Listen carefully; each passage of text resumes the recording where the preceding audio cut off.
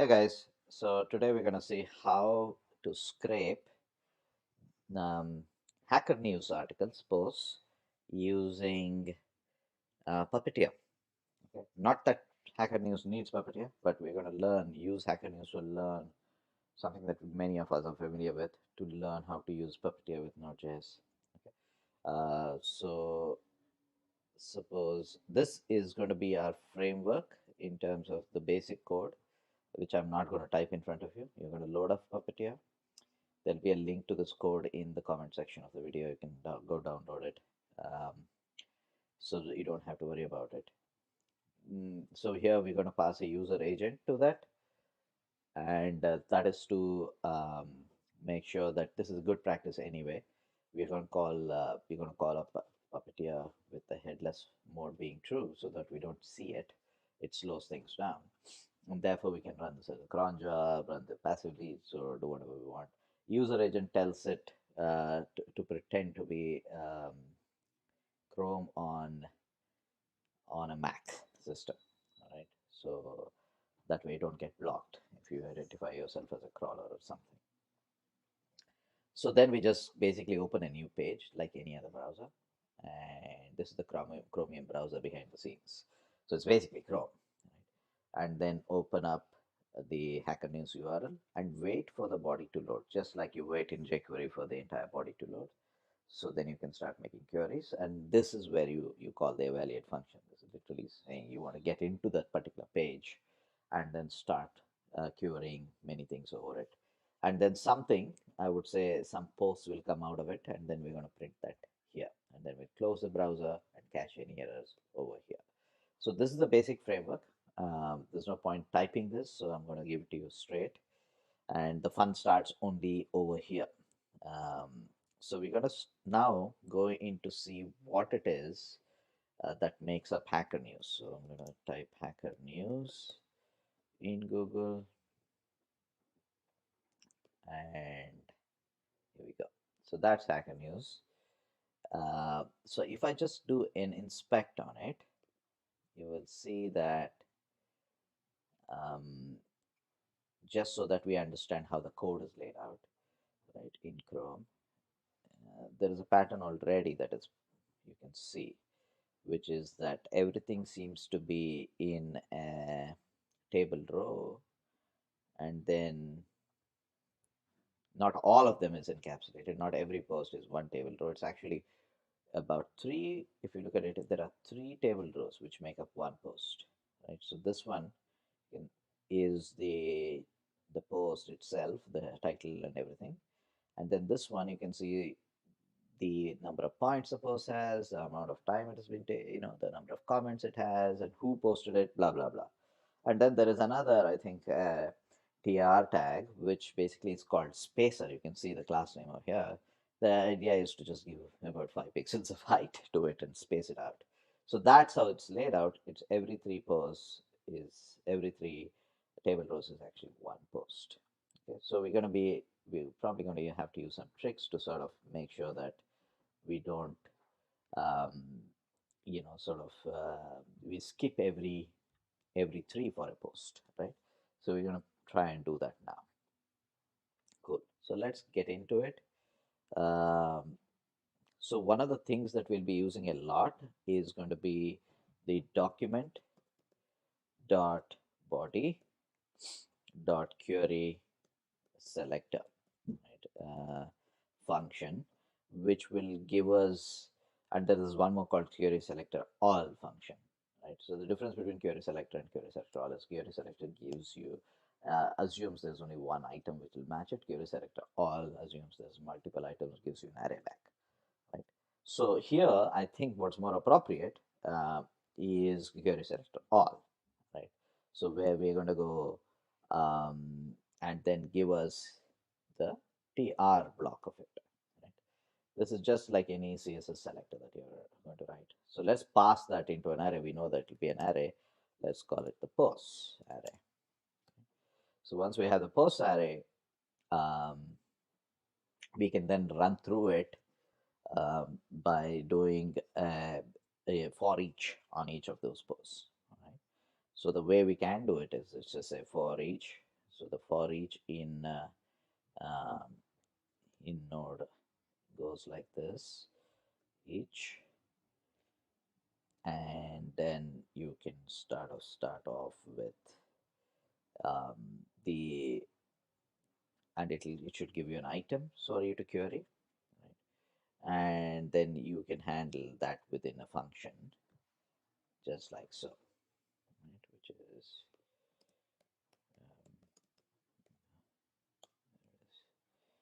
let's bring them together. Here we go. Which is a function, and inside that you have your function, and you can do whatever you want there. So each of those tr items comes over here, and we are going to quickly try and query something out of this. Let's say we try and quickly query the title out of this. So the way we can do that is so that we have something which we understand inside of this and then build around it now. Okay. So I'm going to go item because that's the thing that we get inside, and I'm going to call query selector again, but not the all part of it. I'm just going to now, because I just need the individual items, and then see something here which I can query.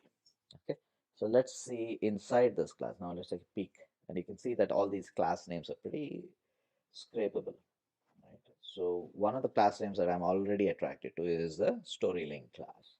If I can just get the story link and get the text inside of that hyperlink, we get the post's title.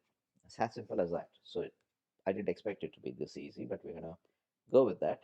And so let's just see if we can query I think the story link. So you're gonna call it with story link dot tells it's a class name.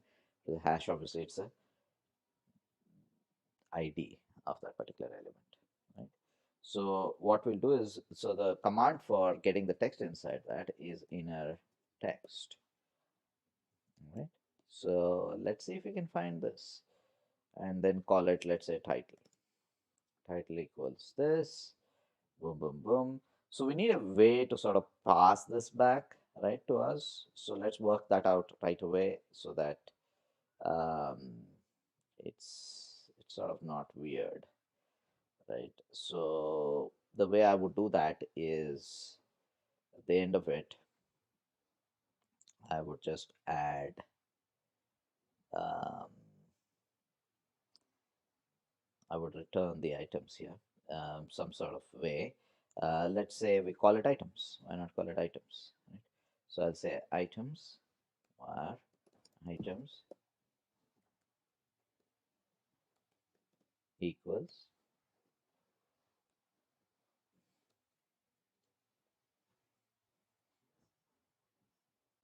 var items equals I would say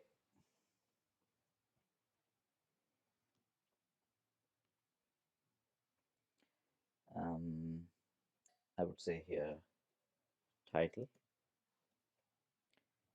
and title. Okay, then I would return items.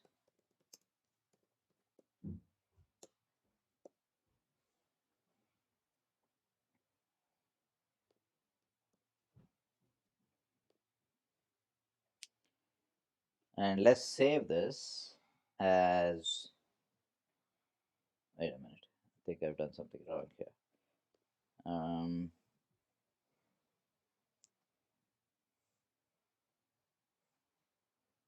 Sorry about that. Here what we can do is we can give, we can create an array here. I would suggest we create something, um, blanked out there a little bit. So we can create a simple array which will be, let's say, post items. Okay, I'm going to call it a post items array. What is going on with me today? Items array, and then I'm going to pass and declare it as an array here. Okay, so every time I find a title, I'm just going to push it because we have to collect all this somewhere, and I'm going to push it to post items array dot push and let's say there we push it as an array, which will be called title, and which will again be in the variable title. Right. Sorry, I just brought all that over here. It was completely unnecessary. And then here we're going to simply return post items. Okay, and then we print it over here. Right. So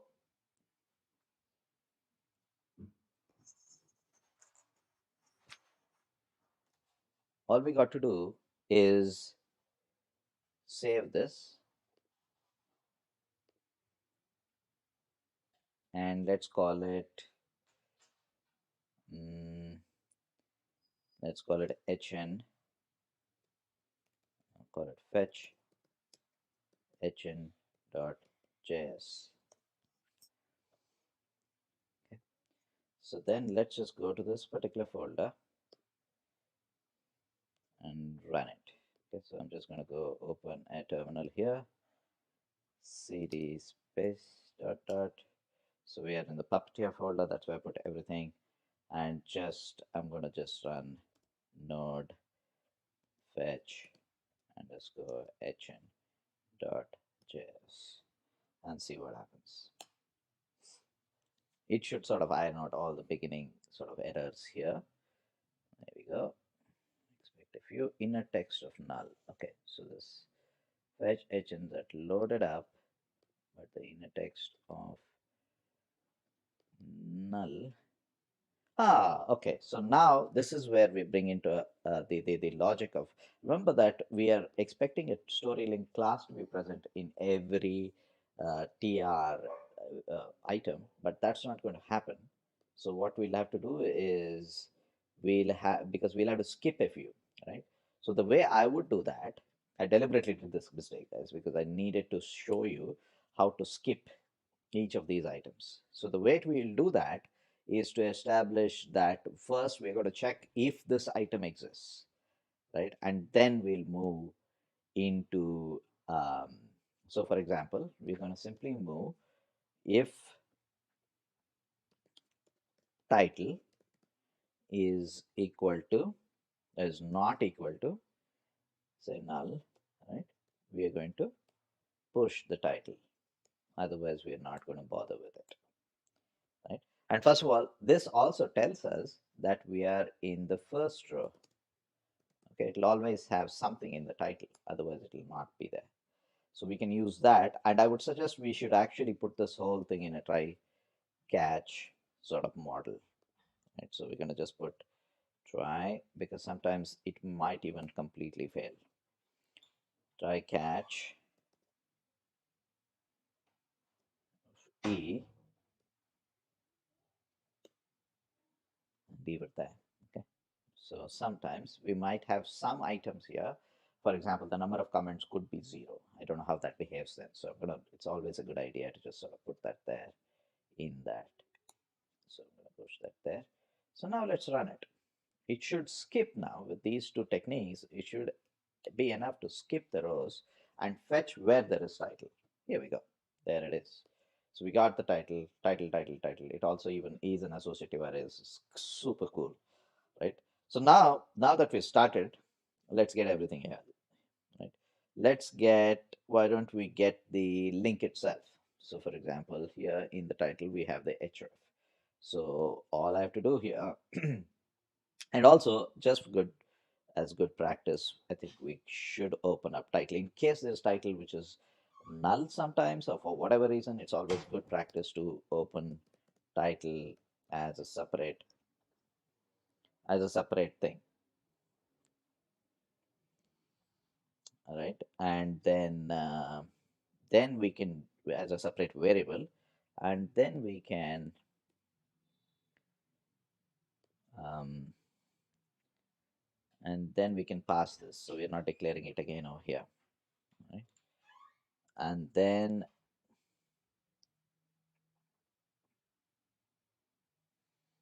if you're doing that, might as well declare link as well.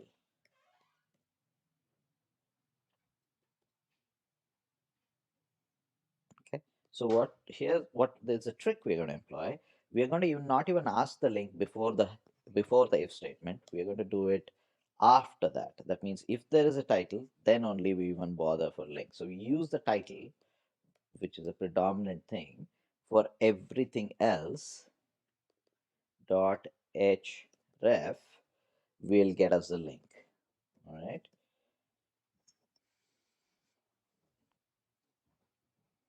And so that should give us two things over here, which will be title and the link. So I'm going to push the link over here as well. So let's greedily collect this data to see if we got the link. There you go, got it. All right. So now we are going to use the same technique. In fact, I'm just going to copy paste this entire thing and modify it and to get the next row. So this is working very well for us. So what we'll do is we'll just do this whole thing as another row, right? So we're going to say, where is it? Yes. So we're going to say, so in fact, this I think is too much outside of this. So we're going to bring this here, right? And then copy this whole thing from here to here, the whole try catch block. So this is, we can call this row one, and we want the row two. So let's just put a separator here for row two. And for row two, let's see what else we can get. I already have my eye on a few things here, so I'm just going to close row one.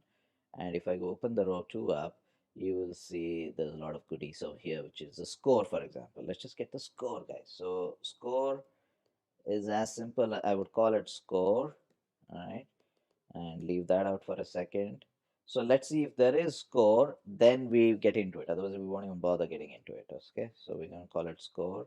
Score is not equal to null. Then I'm just going to block this off for a second and remove these and then run for score. Right, so see if we can fit score into the scheme of things. Okay, so here we go. We run it, we will get score. So you got the title, you got the link, and you got the score, right? It's very interesting. There is a problem here, though. There are two different sort of, um, yeah, I mean, um, there seems to be, it's almost like two different species of the array coming up, right? So if you see, this is one of the pieces of the array, that means one row of the array has title and link in it, and another row has score in it, because there are two actual arrays here. We're going to solve that problem separately at the end with some clever sort of merging of arrays, so you'll have to stay for that, right? So let's get the other stuff that we can get right now. Okay, we're on a roll here. So I'm going to go with comments. I think that's a very important thing. And so let's get the number of comments. And before that, can we even get the, yeah, can we get the, let's see if we can get the user's name, HN user, right? That seems easy enough. Let's just get it. So I'm going to go with let score equals, let H user equals, right? I'll call it HN user, why not, right? And so we're going to even fetch it only if it is the TR with any score in it. So we can call it HN user dot HN user, right? Should be simple enough. So I'm going to go with HN user colon HN user, and that should give us a, I'm so confident I'm not going to even run it. All right, guys. So let's get the number of comments now. I have a suspicion this is going to be difficult because I see no class definition here. So you can see that it's a href, but I don't see where it sort of lies within the whole thing, right? It lies within the TD of subtext, but it sort of is the first, second, and third href, right? It's a third href item. So we can use that. We can use that as a technique for now, which is to say, hey, I'm going to call oh sorry, not here. So let's just declare another variable to capture that value, which will be the number of comments, right? And here I'm going to copy and paste this and start from there and comments, right? So here we said that it is a subtext. First of all, we'll have to use a subtext. Sorry about that. The subtext uh, class, we're going to go under it, right? And we're going to get all the ahrefs under it. Okay. So if you're going to get multiple ahrefs, remember we have to do all rather than just one. And if that is an array, let's just see if we can be super clever here. Let's see what number of the array we need, right?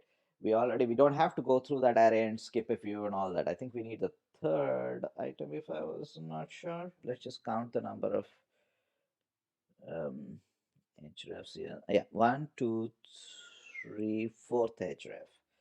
So the fourth one will be the third one here, isn't it? 0, 1, 2, 3. And that will be the comments, and that should give us the entire array, the entire thing. Let's just see. I'm going to fetch hn. Bingo, we got it. So we got the title, we got the link. Even though these two are separate arrays, we'll merge it.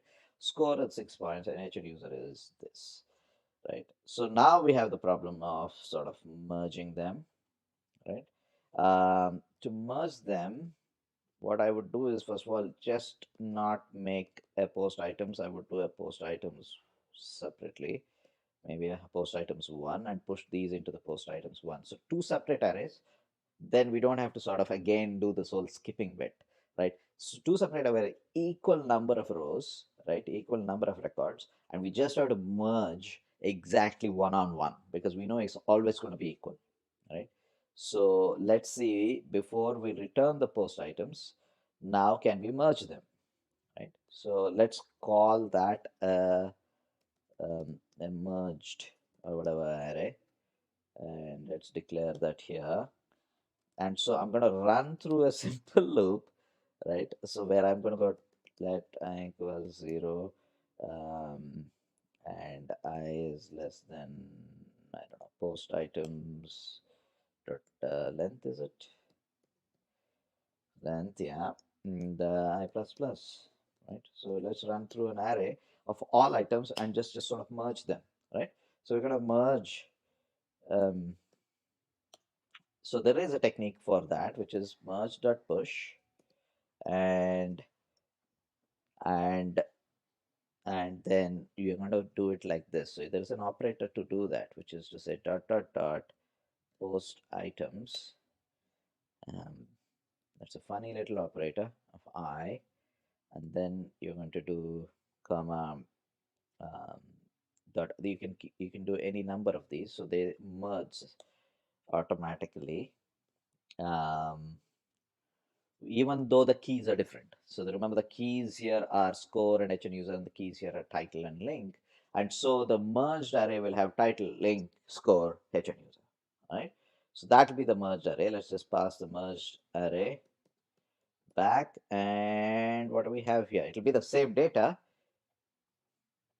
Oops, what did I do? Post item I is not iterable.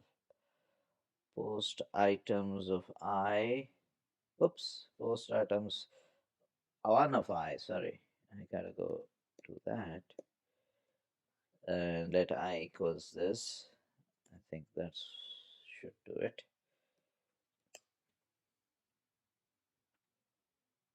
Uh, it says failed evaluation, failed post status I is not iterable. Um, uh, uh, uh, uh. Am I looking at the same sort of exact mistake?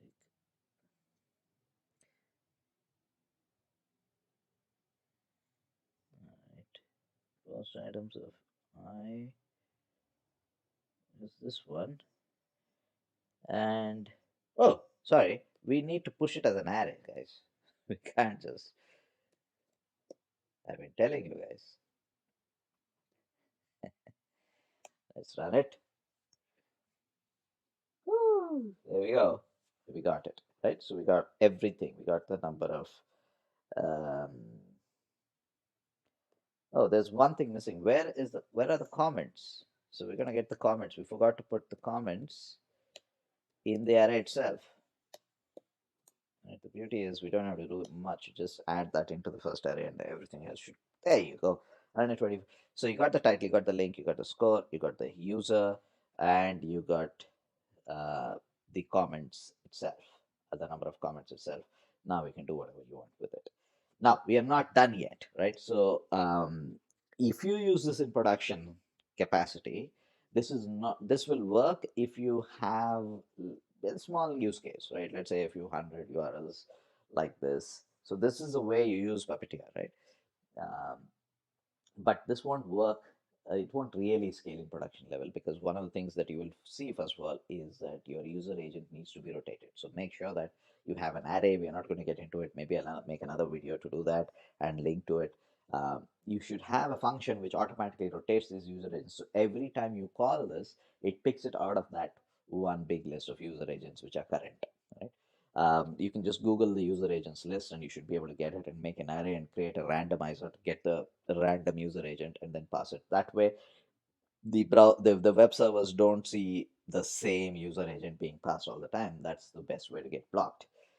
Even if you do that, the bad news is you will get passed out of the first gate, and then eventually it'll be the same IP address anyway, right? So you're going to get blocked there anyway. So one of the ways to get over that, in fact, if you are doing a web crawler or web scraper at any sort of scale, you will hit upon this problem, and there is no other way out of this, right? So even though I'm going to now tell you about a product that I personally have, which is Proxies API, and it is a bit awkward for me to talk about it, but I cannot honestly suggest that you know web scraping or web crawling at scale till you actually use. If you don't use mine, use somebody else's, right? So you have to use a rotating proxy service. So what we do is we actually route everything through whatever you send through our API here. So where your URL itself, for example, Hacker News URL itself becomes a parameter inside that API. All you need is the API key. That's all it is. That's the whole thing. But it will pass this through 2 million different proxies, a pool of that, and rotates it automatically. It even does browser rotations. It even does rendering of JavaScript. Many of these things will have Ajax content, which will be loaded much later. So you will not get that content because that's a separate request to the server. That is not going to happen through curl. Um, so that also we do. So you don't even need Puppeteer in a way because Puppeteer takes up a lot of space. So you can have multiple simultaneous connections loading, even to 100 connections that are pro plan if you want to, simultaneously, concurrently, and load it from our huge, um, you know, containers of, we use Puppeteer behind the scenes, of course, and then we use direct calling as well. So you can use whatever of these options. You can send custom headers. We'll handle browser rotation. We'll handle captchas behind the scenes. We handle session handling, cookie handling, everything. We handle all of that and pretty much guarantees that you will be able to scale whatever it is that you set out to do. It will give you a headache-free thing. It even has a 1,000 API call free limit per month. No credit card required. You can actually in 2 minutes get your API key and actually pass that in your curl calls instead of using Puppeteer at all. All you got to do is pass render equals true inside this URL and you'll be done. Right? Or use Puppeteer, and you'll still need the API whether you use Puppeteer or not. Right?